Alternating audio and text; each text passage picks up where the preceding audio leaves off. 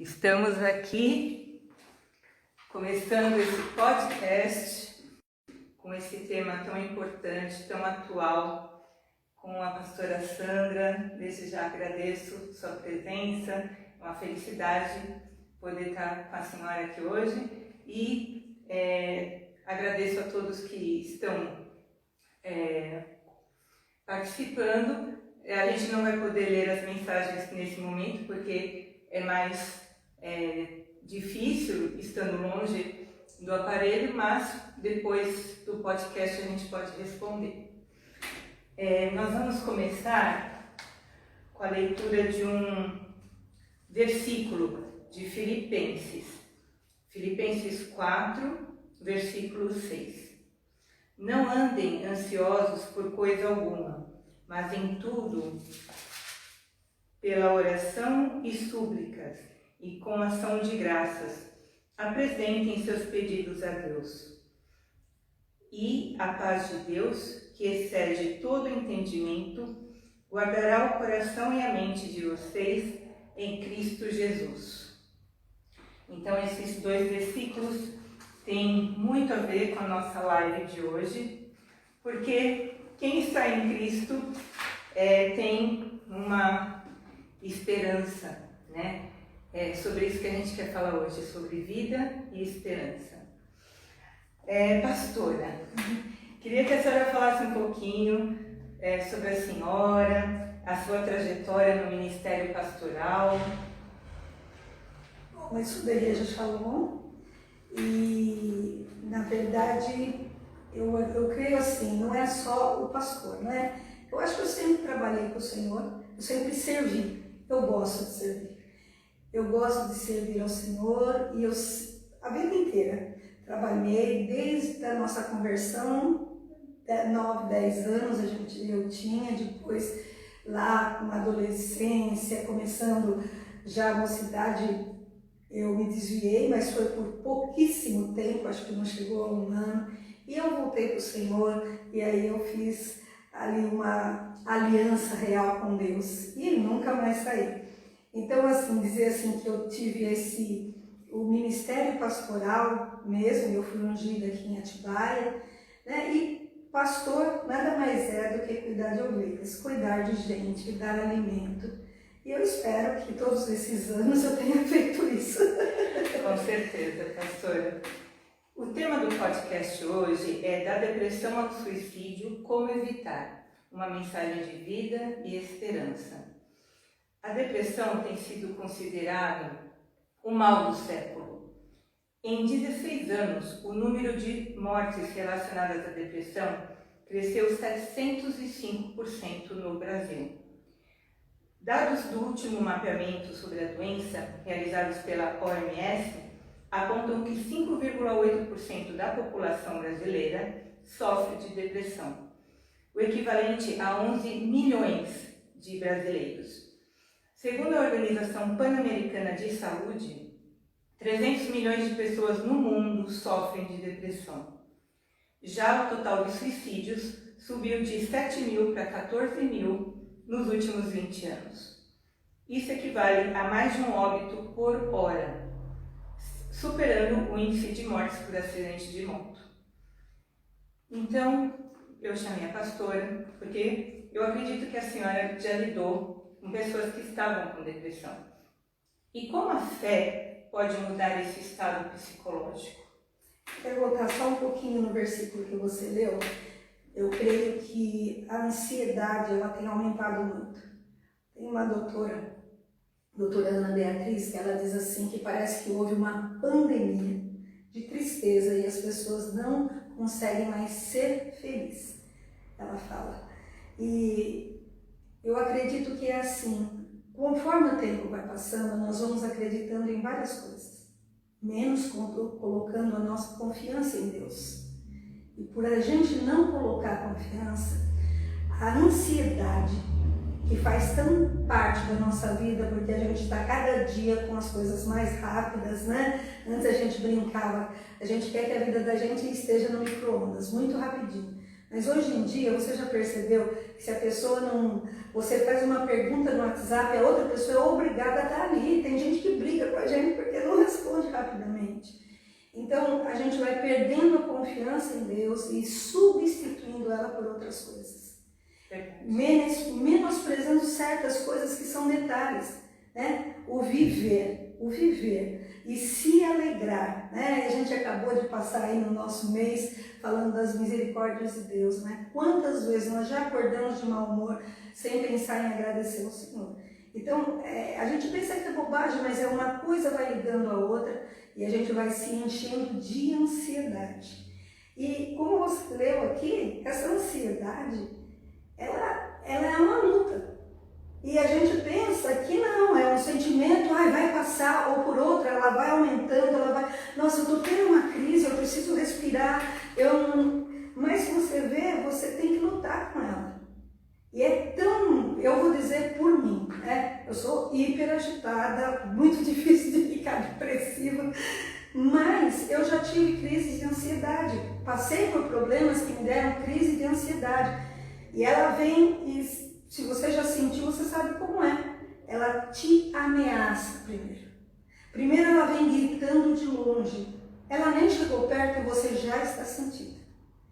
Ela vai chegar. Eu não vou conseguir. Eu não vou conseguir. Graças a Deus, nesse tempo, eu estava muito perto do Senhor buscando uma solução para o problema. E eu lembro que eu morava em São Paulo e minha casa era de sobrado. E eu comecei a subir e a descer bem depressa e recitar a palavra de Deus. Quando a gente diz que a palavra de Deus é uma espada, ela é verdade. Porque eu recitava, não andais ansiosos por nada, já basta cada dia o seu mal. Eu não sei quantas vezes naquela 1 hora eu falei isso. E aí você pode falar assim, nossa, mas você falou tanto, subiu e desceu uma escada, você fez um teste de respiração. Mas eu quero dizer que no outro dia, quando a ansiedade chegou, eu já sabia a arma que eu ia usar contra ela. Perfeito. No outro dia, eu tinha vencido ela. Então eu vou dizer, a palavra do Senhor, não porque aconteceu na tua vida, mas porque aconteceu na minha e comigo. Eu sei que eu posso vencer, não é? Eu estou falando de uma crise, eu não estou falando de uma pessoa que já está lá, no meio da confusão, né, de uma depressão. Eu disse de um início de depressão. Sim. Eu digo que pode ser uma luta, mas é uma luta que a gente tem que olhar e dizer, esse é o inimigo, então é com ele que eu vou guerrear. E tem como vencer. E tem como vencer. É como se a nossa vida nos tomasse tanto tempo, dominasse os nossos pensamentos e sentimentos e a gente acaba esquecendo de Deus. Então Deus fica como segundo plano, a gente só recorre a Ele quando está desesperado e quando você entra num estado de depressão, você nem nisso pensa, né? É como se Deus estivesse assim, inalcançável, né? Você não consegue... Nem Ele pode fazer alguma coisa. Você não consegue essa coligação com Ele para conseguir essa harmonia, esse equilíbrio, voltar para o equilíbrio, né? É verdade. Bem, se não é fácil lidar com a depressão, mais difícil ainda é lidar com o suicídio.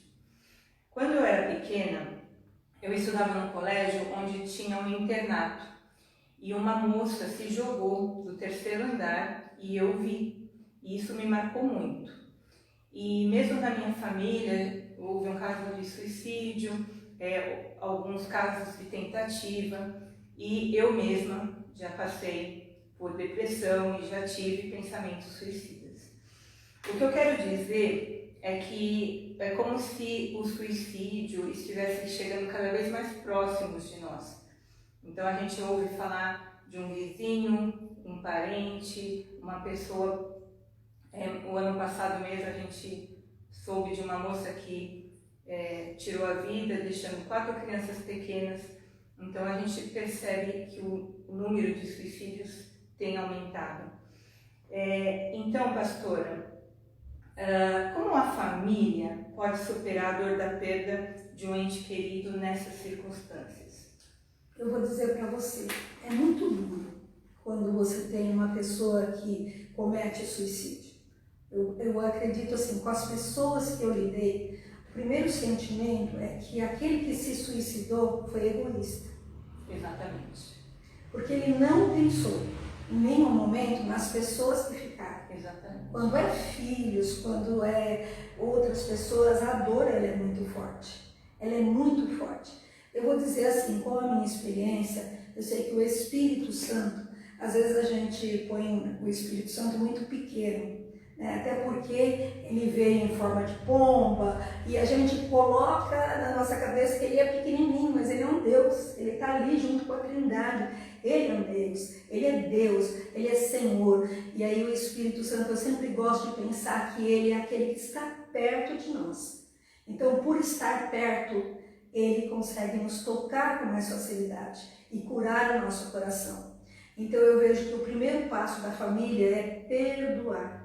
Nada se consegue sem cura, com a cura, se não houver perdão.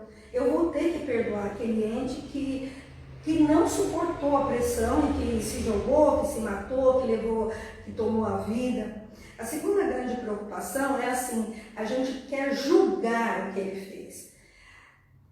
A nós não é dado essa situação de julgamento, né? Então, o julgamento não é nosso.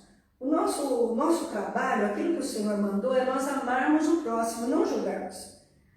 É claro que nós somos pessoas, somos seres normais e julgamos. A nossa mente ela já julga antes. Mas se nós conseguirmos, é aquilo que eu falei, né, Fabiana? É uma luta, o tempo todo a gente guerreia com alguma coisa. Eu acho muito interessante, porque cada vez que passa, você começa a pensar aquilo que o Senhor falou. A tua luta não é contra a carne, não é contra o teu irmão, mas é contra principados, potestades, dominadores.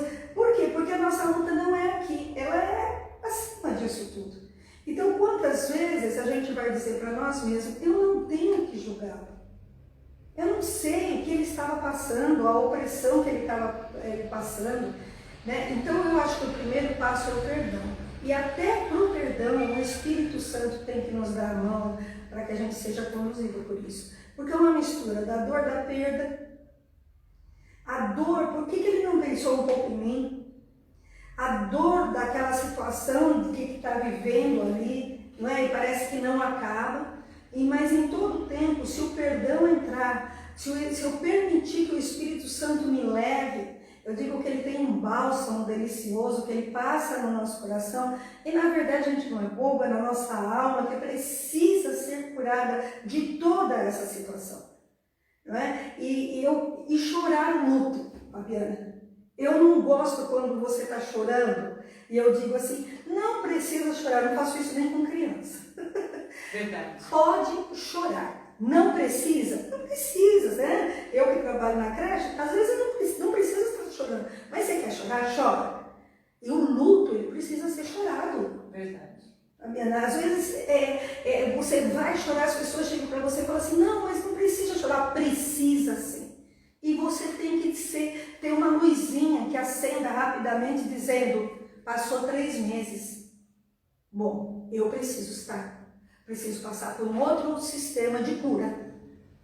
Porque um luto, ele vai uns 3 meses, 4 meses, passou disso, gente. Peraí. Preciso de ajuda. Eu preciso de ajuda. Outra coisa também, né, Fabiana, que nos nossos tempos também está difícil. Ninguém mais precisa de ajuda, virou super-homem.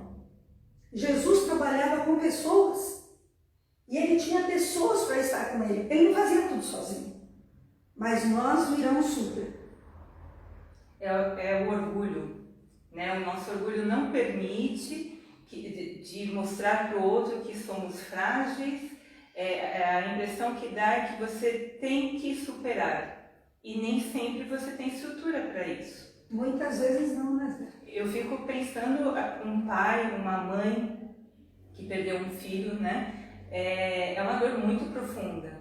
E como a senhora disse, precisa viver esse luto. E para cada um é uma vivência diferente, né? Tem pessoas que num primeiro momento ficam assim, como extasiadas, parece que deu um branco, que ficou assim perdida, né, naquela situação.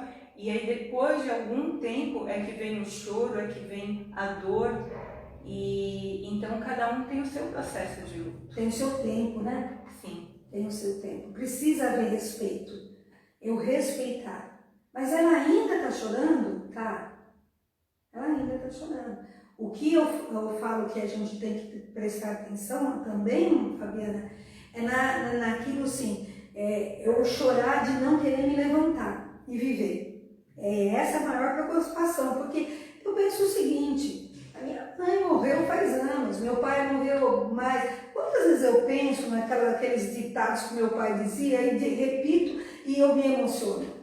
Quantas vezes? A saudade vai pela vida inteira. Verdade. Não é? Agora, eu preciso saber que tem hora para levantar. Para levantar, porque outras pessoas também dependem de mim. Porque senão também você cai numa depressão. Você cai.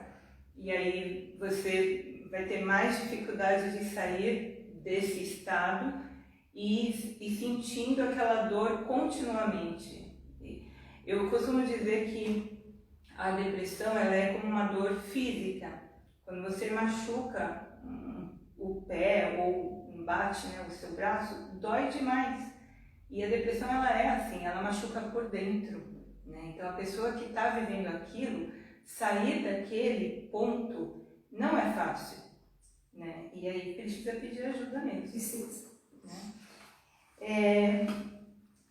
Falando um pouco mais sobre isso, a gente sabe que os idosos, com a chegada de doenças crônicas, incuráveis, o luto pela perda de pessoas próximas e a frustração por não realizar algumas atividades se tornam mais vulneráveis à depressão e ao suicídio.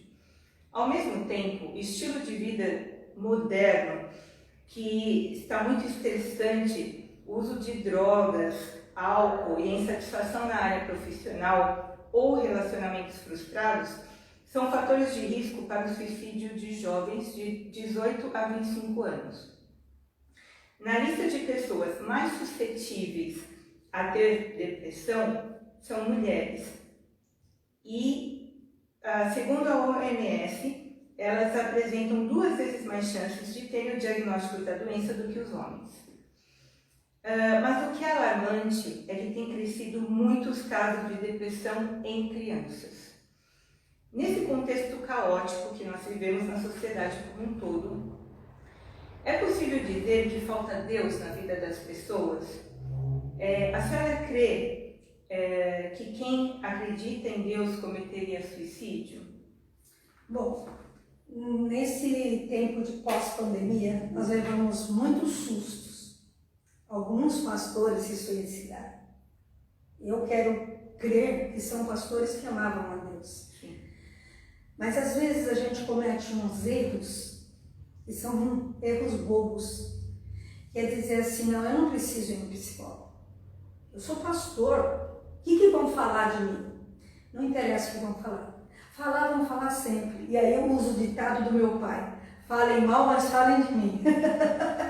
Eu só pensei nisso. Veja, eu sou uma pessoa idosa, agora idosa, 63 anos, sou idosa. Antes eu não pensava, eu achava que era uma bobagem o psicólogo.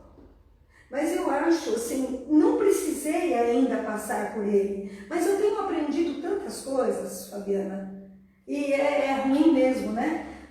Você falou dos idosos, dores para cá, dores para lá, coisas que você queria fazer, né? E aí a gente diz assim, nós temos agora uma sabedoria que com o passar dos anos nós ganhamos, né? E não temos mais a agilidade que tínhamos antes. Mas o que eu vejo é assim, não desprezar, eu estou precisando conversar, né? Aqui na nossa cidade, desde que nós viemos aqui, meu marido tenta unir pastores para que haja conversa. E é muito difícil. Eu tenho achado muito legal, tenho participado, o pastor Pipa começou também um movimento desse, e eu gosto muito de participar, toda primeira segunda-feira do mês nós estamos nos reunindo. E é muito gostoso quando eles põem uma pauta, porque a gente não vai lá para assistir uma pregação, a gente vai para conversar. E é muito gostoso quando a gente pode falar de experiências nossas. Coisas que deram certo, coisas que deram errado, mas que deram que faz parte nossa, da nossa vida, enfim, não é? Por que isso é bom? Porque nós precisamos nos abrir e falar, nós precisamos permitir que outras pessoas orem por nós. Sim. As pessoas acabam esquecendo que pastores são pessoas. São pessoas. Que têm sentimentos, né? Não são perfeitos, né? Não são deuses. Longe disso, né? Não é? Então, acredito que no seu dia a dia também tem frustrações, que também tem situações complicadas. E aí, como que a gente lida com isso? Nem sempre a gente sabe a resposta. Nem sempre a gente tem estrutura. Estrutura emocional, né? Não é? Sim. Nem sempre a gente se assusta. E aí, o que é legal? Você saber que você pode conversar. Então, eu creio sim. Você pode ter Deus? Pode. Mas existem umas bobagens que é assim, não, Deus vai curar. Eu não vou tomar remédio. Se for necessário, eu vou tomar um remédio sim. Porque senão, Deus não permitiria que tivesse sido criado médicos, psicólogos, pessoas que estudam determinada área e que têm uma visão muito melhor do que a nossa. E podem usar para nos ajudar. É uma rede de apoio. Sim. É uma rede de apoio. Então eu acho assim, não, eu não preciso. Não, isso não existe, gente. Isso é ignorância. O Senhor não nos criou para ser ignorantes. Ele nos criou para ser sábios, né?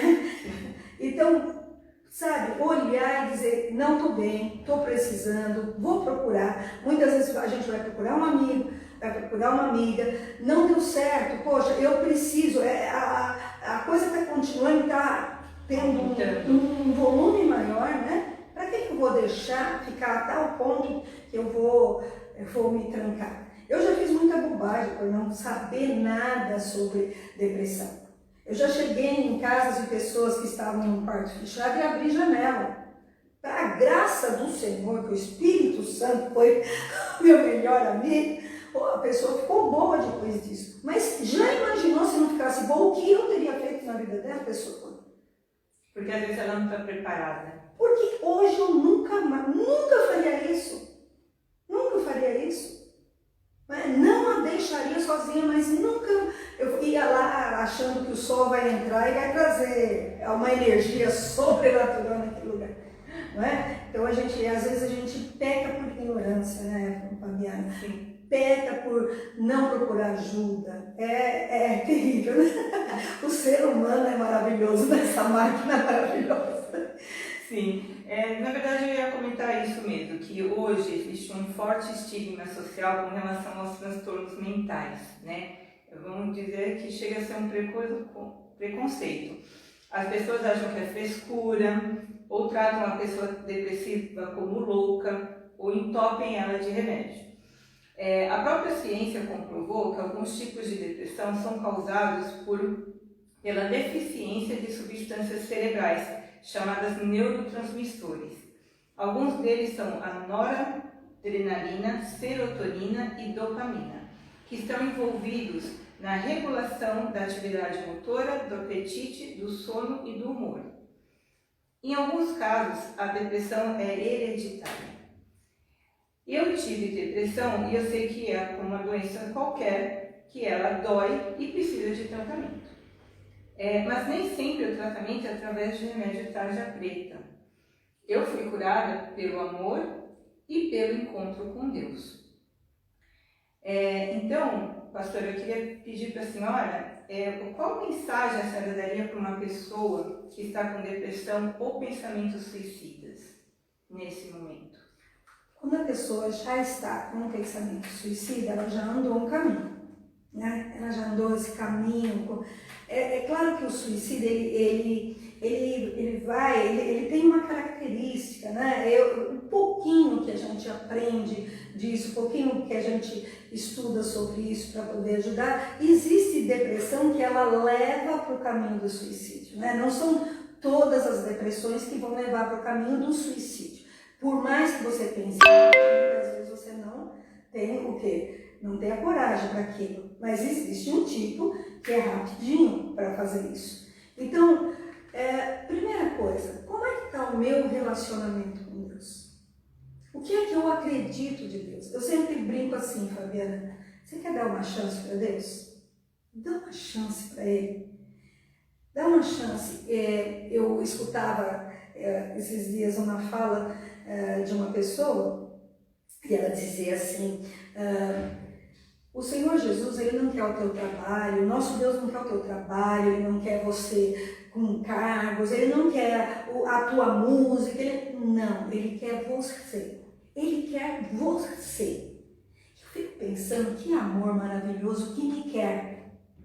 Que me quer, Ele quer. Ele quer entrar na minha vida, Ele quer fazer parte da minha vida. E muitas vezes o suicida, o depressivo não se acha amado. Exatamente. Ele acha que ninguém o ama. Então tem alguém que ama. Ah, mas a minha vida é ruim. Eu vou citar algo que eu aprendi com um pastor que eu não conheço, porém ele falou do amor de Deus para uma pessoa que é missionária, que eu gosto muito, e aí ele disse assim, você vai se matar mesmo por causa do excesso de droga, por causa de falta de dinheiro para pagar as pessoas que vendiam droga para ele, estava sendo ameaçado, e ele disse assim, eu vou me suicidar. E ele disse, puxa, como você vai pôr a tua vida, jogar lá fora? Dá para quem realmente quer a sua vida. Essa pessoa é Deus.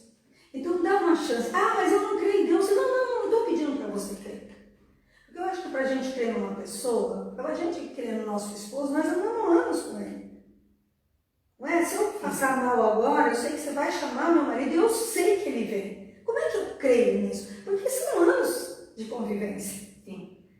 Então eu penso assim, você não precisa amar a Deus. Não, dê uma chance para ele e ande com ele.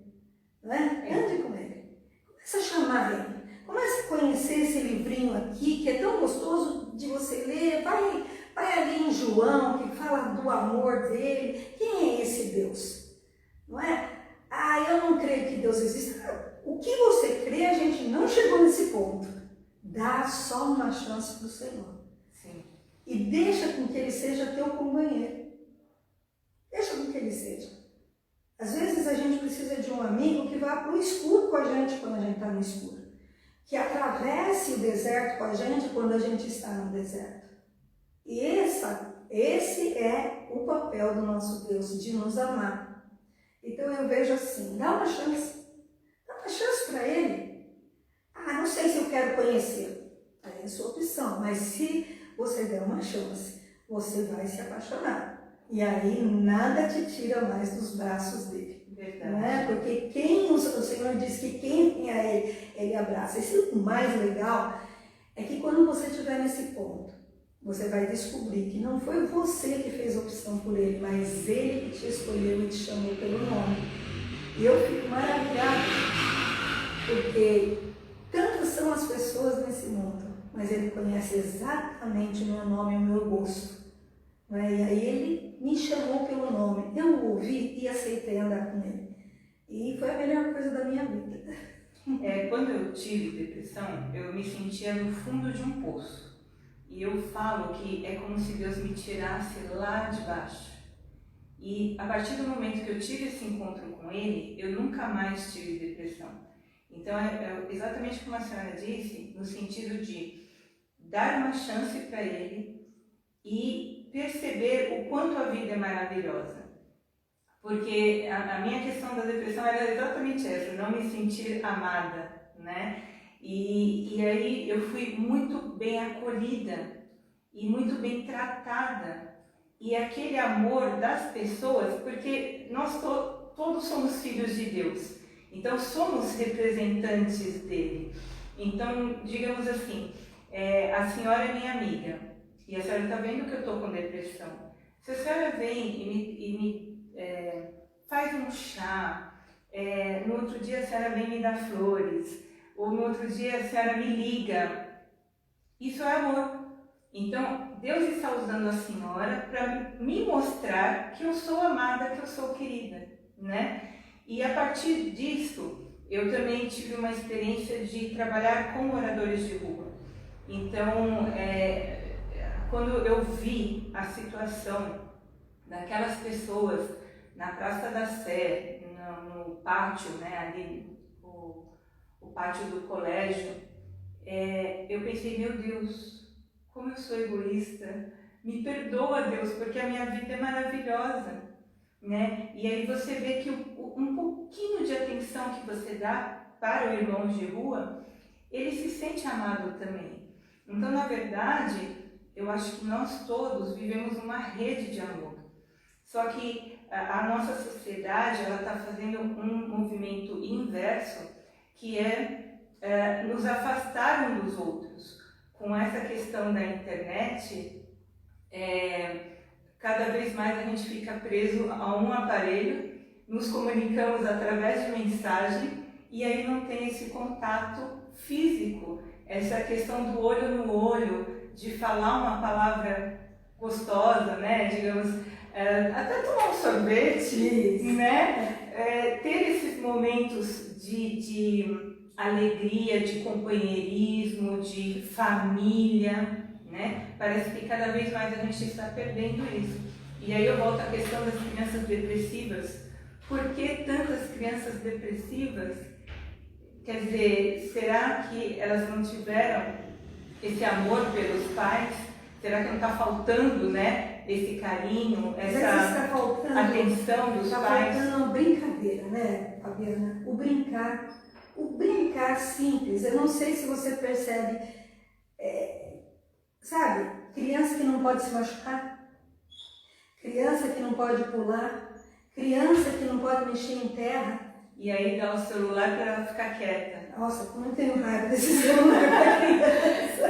Eu vejo assim que tem famílias que tem até uma TV no carro, no encosto do carro, para a criança ficar quieta a viagem inteira assistindo aquele programa. Então, e quando ela vai se meter e contar coisa, eu acho tão engraçado, porque eu pego a criança na classe e até chegar ao portão, quanto que é aquilo ali? Pedacinho. 5 minutos. Não, nem isso não dá. E eles saem da classe me contando alguma coisa. Na língua deles. Eles se preocupam que eles estão falando errado? Não. Mas quando chega na porta, a primeira coisa que os pais fazem é pôr chupeta na boca de uma criança. E eu digo assim, bate nela o dia inteiro. Eu faço isso, Fabiana. Bate nela o dia inteiro, mas agora você pôs chupeta na boca dela, ela não vai poder contar para você. Eles levam um susto, porque eu falo isso em toda reunião. Eu falo, por quê? Porque eles já estão as crianças estão tão viciadas, elas passaram dias sem chupeta. Mas elas sabem quem é aquele que vai fornecer aquilo que ela gosta, que é a chupeta. Sim. Ah, filhinho, eu vou te dar chupeta sim, mas antes vamos perguntar como é que foi o seu dia. Conta para a mamãe, conta para o papai, o que a sua tia fez, como é que ela falou. E é engraçado que eles saem sem chupeta comigo e vão à porta. Os pais abraçam, estão com saudade da criança. E ele vai no colo e ele fala assim, Pepe. E a primeira coisa que o pai faz é pegar a chupeta. A senhora sabe que em inglês chama pacifier, que lembra pacificar, né? Deixar a criança quieta mesmo. Calma. Eu acredito, Fabiana. Assim, eu vou dizer para você que eu tenho crianças que chupam o dedo. Hoje mesmo conversava com a mãe. Puxa vida, né? Que agora vai ser mais difícil tirar os dedinhos da boca do que era uma chupeta. Era melhor que tivesse pego a chupeta. Crianças que mamam no peito estão tão acostumadas a não a mamar o leite, a chupetar, que a gente fala, né? Vai dormir, põe a criança no peito para não dar trazer trabalho. Sim. E aí a criança não pega a chupeta, pega o peito. Porém, aí depois eles sofrem, porque na creche não tem peito, né? Para ficar ali e aí tudo mais. E eu acho que acalma. Eu acho que a chupeta acalma, ela ajuda a gente. Mas o horário, né, Fabiana? Nós estamos pecando no tempo. Sim. No tempo. Eu vou pôr um filminho para ele. É errado? Não é. Mas ele não é que passar o dia inteiro no filme. Exatamente. E é interessante esse exemplo que a senhora está dando, porque essa chupeta é o que a gente leva para o resto da vida. Porque a gente sempre vai precisar desse apoio. E aí tem pessoas que, por uma questão do que passou na própria vida, acaba indo para as drogas. Porque aquela droga ela vai fazer com que você fique calmo. E é o mais fácil. né? E aí tira aquele problema, você sai daquela situação, né? Ou você acaba se apoiando em alguém, né? Então aquela pessoa, você não vive sem aquela pessoa. E aí a gente fala, né? Vamos dizer que a sua mãe, aí a sua mãe partiu e a sua vida acabou. Então a sociedade nos cria de uma forma que nós não somos capazes de superar problemas, de dar um passo por si só. Parece que sempre a gente precisa dessa chupeta, dessa bengala, de algo que nos apoia. E aí a gente esquece que existe a bengala maior, que é Deus, que é Jesus, né? Se a gente tivesse essa percepção de que somos filhos de Deus e que temos a capacidade de mudar situações, de conseguir ver o outro lado de uma situação. Se você prestar atenção, a gente quer que Deus venha e resolva os nossos problemas. Exatamente. E é muito legal quando o Senhor fala na palavra dele, que ele diz assim, olha, Fabiana, no mundo você vai ter aflição. Mas eu venci, Fabiana, eu sei que você pode. Ele está dizendo para nós, vamos que você vai. Vamos sim, você consegue. Mas infelizmente nós não queremos ter problema. Nós não queremos que os nossos filhos tenham problemas, por isso esta ansiedade infantil, né? Porque ele não pode ser frustrado, a criança não pode ser frustrada, tem que ser frustrada. A vida é assim, não é? É uma luta todo dia. Se ela fosse tudo de bom, é muito chato. Se não tivesse algumas coisas para a gente disputar, para a gente brigar, seria muito chato, né? Então, essa coisa de não precisa ter problema muito ruim. E justamente o ponto que eu estava falando essa conexão com Deus é o que nos traz a resposta. Então, a gente quer fazer pelas nossas forças. E aí a gente não consegue e se frustra. Quando se nós estivéssemos em oração, em contato com Deus, essa resposta vem. E muitas vezes a própria vida se movimenta trazendo essa resposta, né? Então eu penso que,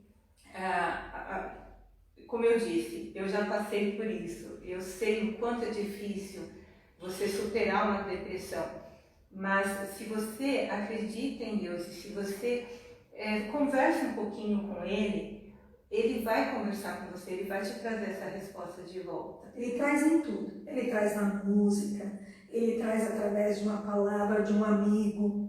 Ele traz situações que você vai olhar e falar assim, nossa, essa é a saída. Tenho certeza que é essa a saída. E essas situações é o Senhor que vai trazendo resposta para a gente, né? Mas é muito difícil a gente ouvir quando a gente não tem essa amizade. Exatamente. Ele não vai te trazer assim, ele vai se fazer amigo, né? Ele vai dar corda, ele vai conversar, ele vai mostrar as coisas. Quantas vezes a gente lê uma palavra que a gente já leu e de repente você olha e fala, nossa, mas parece que eu nunca li isso aqui. Você já leu? Eu tenho certeza que eu já li. A Bíblia está até lá arriscada, né? Eu gosto de Bíblia arriscada, né? Gosto de Bíblia que fica colorida, cada hora você está passando lá uma cor para saltar os teus olhos, e muitas vezes você já leu aquilo lá tantas vezes, mas naquele dia era necessário, porque era a resposta. Era a resposta. O Senhor é a resposta, Ele dá a resposta, Ele é alguém que se comunica conosco, né? Não é só a leitura, não, Ele está lá, é só daqui para lá, eu falo com Ele, mas não vem, não, volta. Ela volta, ela te traz paz, ela te traz sossego, né? É muito gostoso. E muitas vezes a depressão é esse sentimento de vazio. E Deus preenche esse vazio. Quando você está realmente em sintonia com Ele, você se sente plena. Então você não sente mais a necessidade de preencher esse vazio com outras coisas. Porque acaba sendo fugas. Então tem gente que compra coisas, tem gente que fica muito preso a um relacionamento, mas na verdade você tem que ser plena por você mesmo. Você tem que ser feliz pela sua vida, por você estar vivo, pela sua presença nesse planeta, né? Você veio para cá por algum motivo. e Deus está te usando para alcançar outras vidas também, né? E a gente não tem essa percepção, é só aquele dia a dia, é trabalhar, é fazer as tarefas diárias e acabou. E não, a gente tem que ter essa percepção de que tudo que você faz é por Deus e tudo que você faz, Ele está por trás disso, Ele está presente o tempo todo com você. Né? É o servir, né? É o servir. É o servir.